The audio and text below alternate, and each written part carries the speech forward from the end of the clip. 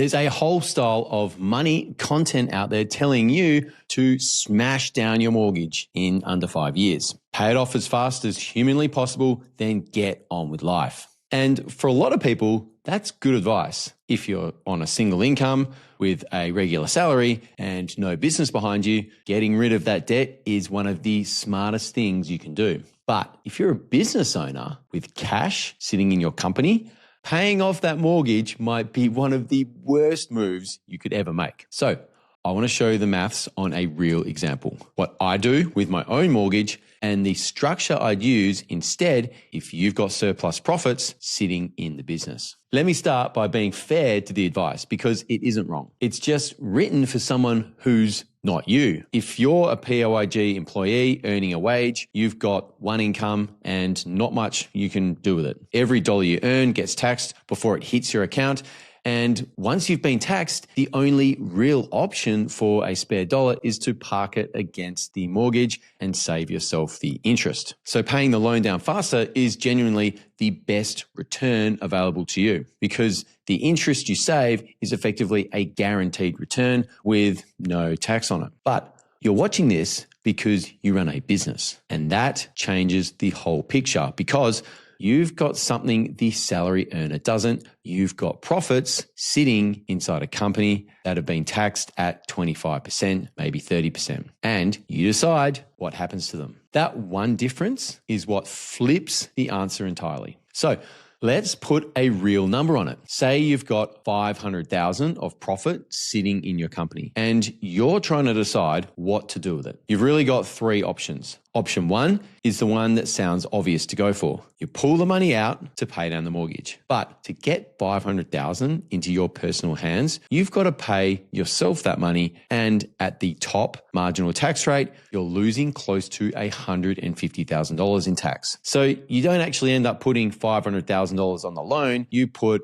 $350,000 on it, and the tax office keeps the rest. Option two is to leave it in the business and reinvest it. Here, you choose to either pay down business debt, hire someone, or fund the next bit of growth. Option three is to push that surplus across to a separate investment company, which a lot of you will know as a bucket company, and invest it from there. The tax on that is around $33,000 if the bucket company has a tax rate of 30%. If the tax rate is 25%, then there's no more tax to pay. So nearly the full $500,000 stays invested and compounding at the company tax rate. Now, line option one up against option three. In option one, you've burned $150,000 in tax and you've still only knocked off $350,000 off the loan. In option three, you've kept almost the whole amount invested and compounding inside at the company tax rate. Yes, you've still got the mortgage, and yes, it's still costing you interest, but that interest is a lot less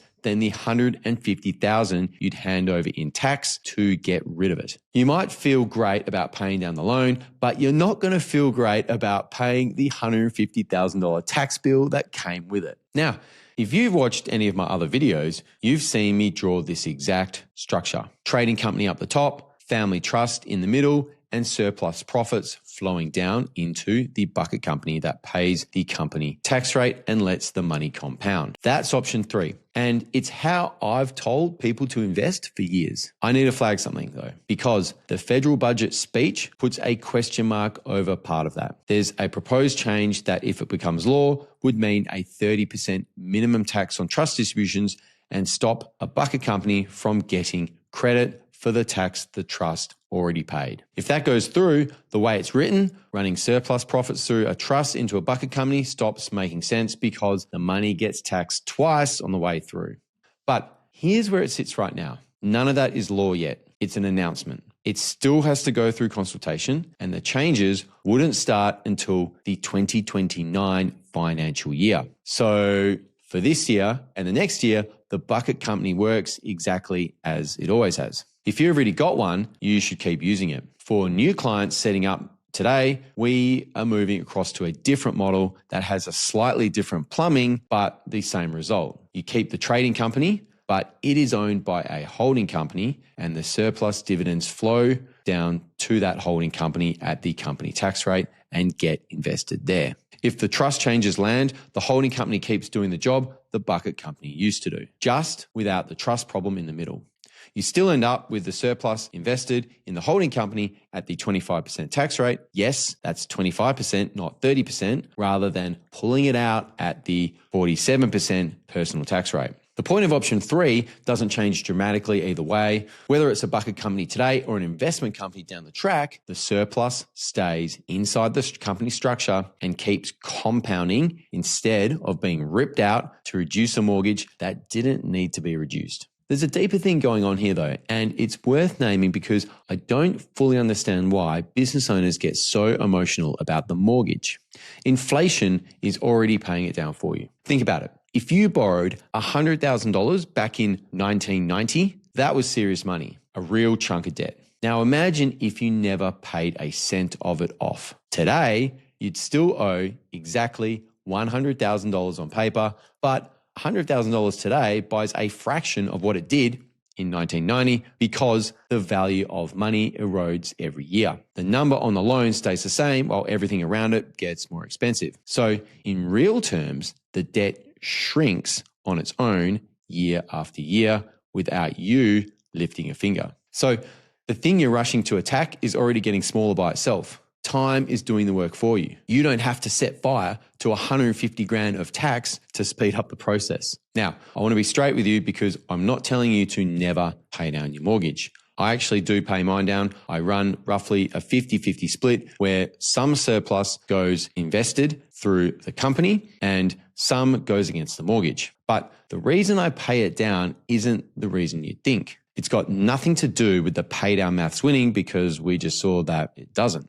I do it so that I can recycle the debt. Here's what that means. The loan on your home loan is non-deductible because it's private debt. So the interest does nothing for you at tax time. But if you pay down a chunk of the home loan and then redraw that same equity to invest, that new borrowing is now deductible because you've borrowed it to produce income. So you've taken bad, non-deductible debt and turned it into good, deductible debt without changing how much you owe in total. That's the actual job the mortgage pay down is doing in my situation. It's a way to convert the debt into something that works for me, not a goal I'm chasing for its own sake. So if you hear me say, I pay down my mortgage, that's why. It's recycling, not the pay down.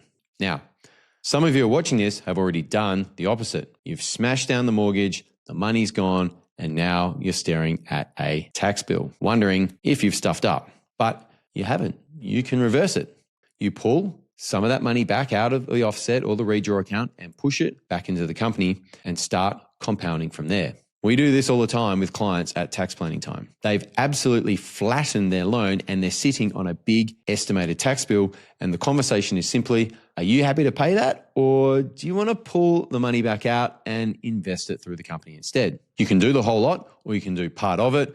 And you can do it now or you can wait about a year. The option's there. The same thinking applies if you've got a big expense coming like a renovation. Say you want to do a $1 million renovation and you've got cash sitting in the company. Your instinct is to pull it out, but to end up with $1 million in your hand, you'd have to take out about 1.33 million and pay $333,000 in tax to get there. So instead, you borrow $1 million from the bank and leave the 1.33 million sitting in the company where it keeps compounding. The interest on the $1 million loan isn't deductible because it's against your home. But the money you've left compounding inside the company makes up for it. The thread through all of this is the same. Instead of taking money out of your business and grumbling about the tax afterwards like so many business owners do, you stop doing that and you get a bit more creative about what you actually do with it. And that's really the same logic working in the other direction. Instead of ripping money out and paying tax to kill the loan, you keep the loan and make it work for you. Which brings me to debt recycling, because there's a version of this for wage earners that's just as powerful. If you're earning good salary, but you don't have a company sitting there, you can take that same non-deductible home loan and turn it into a deductible investment debt, building a portfolio at the same time as you pay down the mortgage. The account structure matters, the order in which you do it matters, and there's real money in getting it right. I've walked through the whole thing step by step in this video right here.